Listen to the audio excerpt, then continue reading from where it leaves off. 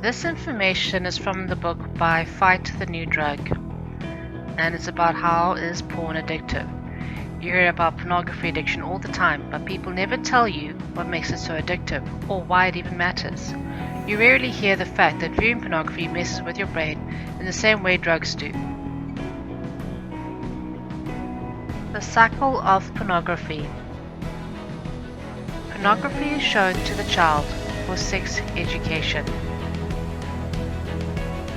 There is an attempt to convince the child that explicit sex is acceptable, even desirable. Child porn is used to convince the child that other children are sexually active and it is okay.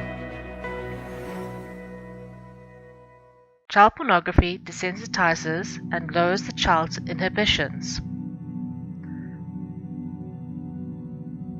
Some of these sessions progress to sexual activity. Photographs or movies are taken of the sexual activity. These same photographs or movies are then used or shown to another child for quote-unquote sex education.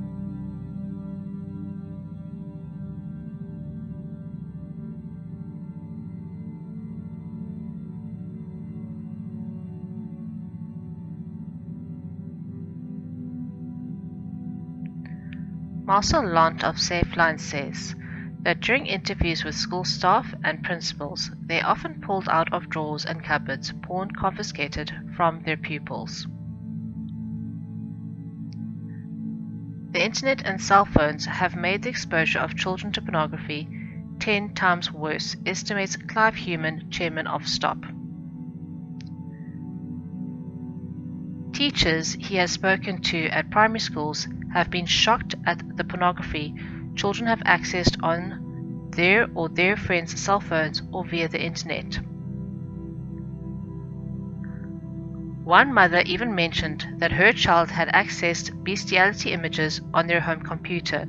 The child had been told about these images from friends at school and then had inquisitively gone and searched them out. Allowing children to see porn is a form of child sexual abuse, and its effects are serious.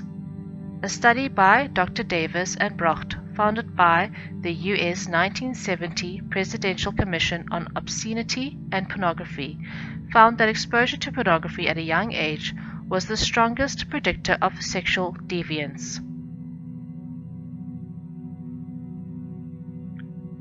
According to the CEO of Doctors for Life, Dr. Albu van Eden, the primitive brain limbic system matures in a child long before the thinking brain neocortex and prefrontal cortex. That means the child can feel and experience sexual images and sexual touches from an adult before the child can even express him or herself. These memories are stored sometimes subconsciously and can lead to deviant behavior later in life, he says. Pornographic images cause a combination of feelings of lust, fear, disgust, anger, etc. All these feelings form part of the addictive nature of pornography. However, in children, fear is often the primary response due to the fact that they do not have the emotional or cognitive skills to handle the impulses, says Van Eden. The results are clear: lifelong memories and mental scars. Furthermore, Van Eden notes that since children's ability to differentiate between fantasy and reality is very weak, they easily adopt attitudes and behaviors seen in pornographic material as acceptable and normal, thus making them even more vulnerable to abuse. Researchers Jill and Johnson have concluded that the exposure of children to pornography can traumatize them to such an extent that they cannot fully comprehend or assimilate the material. A frightened 4-year-old who is forced to observe or be part of sexual intercourse between two adults cannot fully understand what is happening. His memory of the event may not be intact.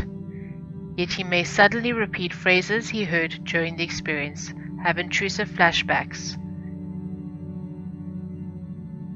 He may suddenly become terrified in the presence of a male adult, or he may refuse to go to bed, remembering on some level what occurred in bed.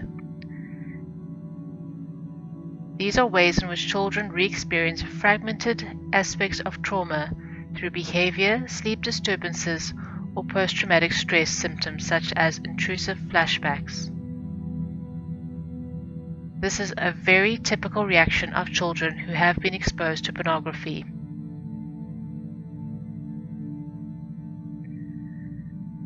Yet despite this harm, porn is deliberately marketed to children by porn peddlers such as Playboy, Penthouse, and Hustler. Judith Reisman, in her book Soft Porn Plays Hardball, documented how these magazines target children. Examining the 683 magazines, the research team not only identified 6,004 images that included children, but thousands of additional images which qualified as child magnets.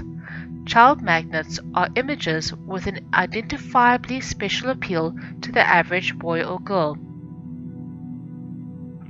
These are three-dimensional pop-ups and cutouts, fairy tales, spaceships, cowboys and Indians, dolls, brides, Mickey Mouse figures, and other likely toys. One of the staff noted a pull-out called the Playboy Coloring Book, a 14-page coloring book. The instructions read, "These are extra playmates. Every Playboy should have several to spare. That is because variety is the spice of life.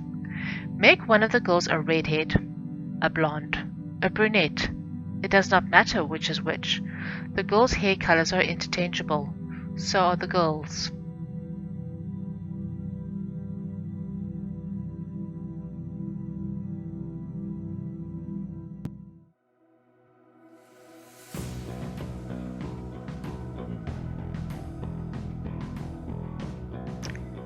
Child therapist Joan Campbell, who counsels children that have been abused, believes children need to be given a brief explanation about porn before they reach adolescence.